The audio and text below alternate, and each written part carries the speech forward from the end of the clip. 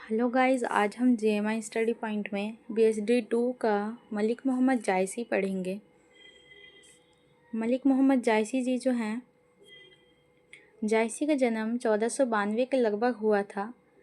रायबरेली ज़िले के जायस नाम की जगह पर उन्होंने जन्म लिया था। मलिक मोहम्मद जायसी का जो बचपन का नाम था वो शेख मुंशफ़ी था। जायस की निवासी होने की वजह से इन्हें लोग जायस कह के बुलाने लगे, इसलिए इनका नाम पड़ गया मलिक मोहम्मद जायसी। मलिक मोहम्मद जायसी सूफ़ी काव्य धारा के प्रेम मार्गी शाखा के प्रतिनिधि कवि हैं, यानी कि जो भक्ति काल है, भक्ति काल के फेमस कवि हैं ये प्रेम का मार्ग अपनाते हैं अपनी कविताओं में। ये प्रेम से जुड़ी कविताएं लिखी हैं इन्होंने, इसलिए इनको प्रेम मार्गी भी कहा गया। इन्होंने पद्मावत, अखरावट, आखिरी कलाम, चित्ररेखा आदि रचनाएं लिखी हैं। इनकी जो सबसे फेमस है इसमें पद्मावत है। पद्मावत जो है वो बहुत ही वो है फेमस है, क्योंकि आपने सुना होगा पद्मावत तो मूवी भी बनी है पद्मावत, जिसमें राजा रतन सेन और रानी युवती पद्मावती जो है उनके प्रेम को दर्शाया गया है, उनके प्यार को, लव स्टोरी को शो किया गया है। बट नॉर्मली कहा जाए तो ये एक काल्पनिक स्टोरी है, फिक्शनल है। नॉर्मली ऐसा कुछ वो नहीं मिलता, प्रूफ नहीं मिलता कि पहले ऐसी लव स्टोरी थी ये पद्मावत की। मलिक मोहम्मद जायसी के बारे में थोड़ा पढ़ते हैं। मध्यकाल के अधिकांश कवियों की तरह मलिक मोहम्मद जायसी के जीवन वृत्त की कोई भी प्रामाणिक जानकारी नहीं मिलती है। पद्मावत की रचना के समय दिल्ली में शेरशाह सूरी का शासन था। शेरशाह का शासन 1540 के लगभग था। पद्मावत में जायसी ने इसी शेरशाह की प्रशस्ति का गान किया, यानी कि उनकी तारीफ की। शुक्ल जी के अकॉर्डिंग, यानी रामचंद्र शुक्ल जी जो हैं, उन्होंने कहा कि आखिरी कलाम जो है 1527 ईस्वी के लगभग बाबर के समय में लिखा गया था। जायसी ने पद्मावत की रचना 947 हिजरी 1540 में शुरू की थी। सन 947 आहा कथा आरंभ बैन कवि कहा। इस तरह पद्मावत और आखिरी कलाम में बिखरे कुछ सूत्रों और ऐतिहासिक तथ्यों पर आधारित जायसी के जन्म और मृत्यु के बारे में अंदाज़ा लगाया गया है। कोई प्रूफ फिक्स नहीं है, यहाँ तक कि किसी भी कवि या लेखक के बारे में कोई फिक्स नहीं है कि इसी टाइम पीरियड में जन्म हुआ होगा। ये एक लेखकों का, कवियों का अंदाज़ा है जो लिखा गया है। तो लेकिन आपको ये है कि जो शताब्दी लिखी है उस शताब्दी के अंडर ही कोई भी नंबर याद रखना है। जैसे 14वीं शताब्दी के अंडर है या 15वीं के अंदर है, उस तरह से। डॉक्टर बच्चन सिंह के अकॉर्डिंग जायसी का जो जन्म है वो 1464 में हुआ और निधन जो है 1542 में हुआ। यद्यपि जायसी के जन्म स्थान के बारे में भी कुछ नहीं मालूम है। उनकी रचना में से इस बात का पता चलता है कि वो जायस से उनका संबंध था, वे वहाँ लंबे समय तक रहे। वे जायस में बतीर मेहमान आए थे और वहाँ वैराग्य भी हुआ। कहते हैं जायस में उनकी ससुराल थी, उनका ससुराल ही जायस में था। इस इकाई में अब हम जायसी के बारे में पढ़ेंगे। उनके कुछ प्रवृत्तियाँ भी हैं और कविता है। पद्मावत के बारे में इसमें बहुत सारे दोहे दिए हैं, वो आप पढ़ लेना, क्योंकि दोहे बिना पढ़े हमें उसका अर्थ समझ में आएगा ही नहीं। पढ़कर उसके प्रसंग को और उसके व्याख्या को हमें समझ के तभी लिखना पड़ेगा। प्रसंग के बिना व्याख्या अधूरी है। जायसी अनेक सूफ़ी संतों के संपर्क में आए, किंतु उनके दीक्षा गुरु शेख मोहम्मदी मोइनुद्दीन थे। इस तरह जायसी का संबंध सूफियों के चिश्ती संप्रदाय से था। कहा जाता है कि वो सूफ़ी कवि हैं, पर वो देखा जाए सूफ़ी कवि नहीं थे, पर यहाँ पर उनका उस संप्रदाय से संबंध था, इसलिए सूफ़ी कवि उनको कहा गया। दूसरा ये कि उन्होंने अपनी कविताओं में प्रेम की बात की है, प्रेम से संबंधित कविताएं लिखी है, बहुत सारी कविताएं लिखी है, लेकिन कुछ जो फेमस हैं वो यहाँ पर नाम है। जैसे कि उनके ग्रंथ में उल्लेख है पद्मावत, अखरावट, आखिरी कलाम, जो भी मैंने बताया भी, और चित्ररेखा और मसला नामा भी एक प्रमुख लेख है इनका। जायसी की कृति का आधार पद्मावत है। पद्मावत ना सिर्फ जायसी का श्रेष्ठ ग्रंथ है, बल्कि उनकी गिनती जो है श्रेष्ठ काव्य ग्रंथों में होती है। आज भी पद्मावत इतना फेमस है कि उसके ऊपर देखिए कि एक पिक्चर तक बन गई, जब नॉर्मली हम किसी स्टोरी को पिक्चर या किसी सॉन्ग के थ्रू समझते हैं तो इजीली वो याद रह जाती है। जायसी जो थे वो कुरूप थे, यानी कि कु का मतलब बुरे, बुरे रूप के थे। वो बचपन से ही एक आँख से और कान से डिसेबल थे। यहाँ पर अपंग लिखा है, अपंग यानी कि वो समर्थ नहीं थे, हाथ पैर उनके सही सलामत नहीं थे, आंखें उनकी ठीक नहीं थी, कान भी उनका एक बहरा था। अपनी कुरूपता का दर्द जीवन भर वो सहते रहे। एक बार क्या हुआ कि राजा शेरशाह ने भी उन पर हंस दिया। तो जायसी ने पूछा कि मोही का हंसेसी की कोह रही, यानी कि मुझ पर क्या हंस रहे हो, मुझे बनाने वाले पर हंस रहे हो, तुम मुझ पर हंस रहे हो या फिर मुझे बनाने वाले पर। उनका कहने का मतलब ये था। जायसी ने विरूपता के दर्द, शोभ और कुंठा रचनात्मक ऊर्जा में बदल दिया। उन्होंने स्वयं लिखा है कि मेरे रूप को देखकर लोग हंसते थे, लेकिन मेरी कविता को सुनकर लोग रोने लगे। जे ही मुख देखा ते ही हंसा, सुना तो आए आंसू। ये उनके कहने का मतलब था। जायसी बहुत ही शांत स्वभाव के थे। भक्ति काल के सभी कवियों में पाई जाती है कि वे वो शांति से और प्रेम से अपनी कविताओं में किसी भी बात को रखते हैं। जायसी ने अपने बारे में लिखा है कि हाँ सब कवि कह पछी लगा, मतलब कि सभी कवियों का पिछलग्गू हूँ मैं एक छोटा सा कवि हूँ, मैं कोई बहुत बड़ा विद्वान नहीं हूँ।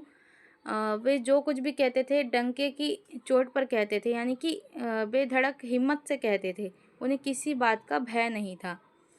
वो बहुत ही सहज ढंग से जीवन स्थितियों के बीच मनुष्य में अभेद और प्रेम की स्थापना करते थे, यानी कि वो अपनी कविताओं में हर चीज़ को, सिंबल्स को, प्रतीक को बहुत अच्छे से शो करते थे। इस तरह से प्रतीक बनाते थे, अगर कुदरती चीज़ों को भी यूज़ करें जैसे पेड़ को या जीव जंतुओं को, तो इस तरह से बताते थे जैसे मानो पेड़ सही में वैसा काम कर रहा हो, पेड़ जिंदा हो गया हो, उसने सचमुच फूल को छू लिया हो। इस तरह से वो प्रतीक शो करते थे अपने कविताओं में। कबीर की तरह वो प्रखर आलोचक नहीं थे। वो कबीर जो थे, संत काव्यधारा के जो कवि थे, वो कुछ भी बात कहते थे तो बहुत ही विरोध के तरीके से कहते थे, डायरेक्टली मतलब कह देते थे, अक्खड़ फक्खड़ स्वभाव के वो थे। लेकिन यहाँ पर जायसी जी जो हैं उन्होंने इस तरह से नहीं कहा, कहीं पर भी गुस्से में नहीं, कहीं पर भी विरोध करते हुए नहीं कहा किसी भी बात को।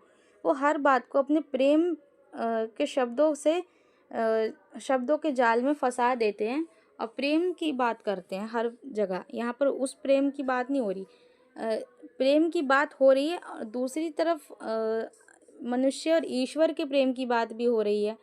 बहुत सारे कलाम में उन्होंने लिखा है। जायसी के बाद या उनसे पहले कुतुबन और मुल्ला दाऊद जैसे कवि भी थे, जिन्होंने प्रेम का शुद्ध मार्ग दिखाते हुए साधारण जीवन जीने वाले लोगों को सामान्य जीवन की दशाओं को सामने रखा। यानी कि एक इंसान जब नॉर्मली ज़िंदगी जीता है तो उसको क्या क्या चीज़ें सामना करना पड़ता है, किन किन मुसीबतों का, किन किन अच्छाइयों का, किन किन बुराइयों का, वो सब उन कवियों ने अपनी कविताओं में रखा। हिंदू हृदय और मुसलमान हृदय आमने सामने करके अजनबीपन मिटाने वालों में इन्हीं का नाम लेना पड़ेगा। कहने का मतलब है इसमें हिंदू और मुस्लिम दोनों ही धर्मों का समन्वय है। पद्मावती जो थी वो सिंहल द्वीप पे एक राजकुमारी थी। सिंहल द्वीप पे वो मिली राजा रतन सेन को। वहाँ से उनके प्रेम के बारे में इस कहानी में, इस पोयम में शो किया गया है। इनकी जो पद्मावत है उनके बारे में, और उसके बाद 12 मासा उन्होंने रतन सेन की पत्नी, राजा रतन सेन की पत्नी जो थी नागमती, वो विरह में, वो इंतज़ार में किस तरह से वियोग करती है, किस तरह से बताती है अपनी व्यथा, उस चीज़ को लेके पद्मावत और 12 मासा, ये 2 कविताएं इन्होंने लिखी है, जिसमें अपने दोहे और चौपाई छंद के द्वारा इन्होंने अपनी कविता को प्रेम और विरह के ज़रिए जनता के सामने, पाठक के सामने रखा है। 12 मासा भी आपने पढ़ा होगा, जिसमें रानी नागमती जो होती है वो अपने पिया को, अपने पति को, जो राजा रतन सेन है, जो सिंहल द्वीप चले गए पद्मावती के प्रेम में आकर्षित होकर और नागमती को छोड़कर, तो उस उनकी राह में वो कहती है ऐसा कि मुझे मुझे आपके बिना इतना दुख हो रहा है कि मैंने जो आग थी, मैं जो जिस आग में मैं जल गई, उसी आग के धुएं से ये जो भंवरे हैं वो काले हो गए। वो भंवरों से ऐसा कहती है कि जाकर उनसे ऐसा कहना। इस तरह के दोहे आपको मिलेंगे। जायसी का जो प्रेम है वो व्यक्ति का प्रेम नहीं है, पूरे मनुष्य जाति का है। ये व्यक्तिगत साधना वाले वैरागी नहीं है, वे समाज में प्रेम की आग जगाना चाहते थे। जायसी रतन सेन पद्मावती की त्रासदी को अत्यंत मार्मिक ढंग से रेखांकित करते हैं। मार्मिक यानी कि ममता के ढंग से, एकदम प्यार से, बहुत ही स्नेह से। जायसी की जो भाषा थी वो अवधी थी।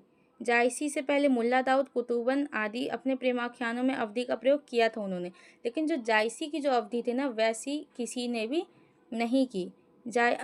उसके बाद तुलसीदास जो है, उनकी रामचरितमानस की अवधि भी मिठास नहीं है इतनी जितनी जायसी के उसमें है। पद्मावत में मिठास है। जायसी की अवधी भाषा में जितनी मिठास है, वो तुलसीदास की अवधि में उतनी मिठास नहीं है। तुलसीदास है जहाँ तक वो संस्कृत भाषा का प्रयोग करते हैं, बहुत ही रीति तौर तरीके से उन्होंने कविता को लिखा है। लेकिन जो जायसी हैं वो अपनी कविताओं में साधारण सी भाषा में लिखते हैं। तो ये है आपका जायसी के बारे में। जायसी का उद्देश्य इस्लाम को फैलाना नहीं था, वो सच्चे अर्थों में एक कवि थे। विजय देव नारायण शाही ने जायसी को सूफी कवि नहीं माना, वो सिर्फ कवि मानते थे उनको। पद्मावत को देखते हुए शाही की धारणा सही प्रतीत होती है। जायसी कहते हैं कि पद्मावती की आज्ञा चारों ओर फैल गई और वसंत ऋतु के अनुकूल मनोरम व उल्लास में वाद्य चहु और बजने लगे। इस पाठ में आपने बहुत से दोहे जो दिए हुए हैं, 15 से 16 दोहे दिए हैं इसमें।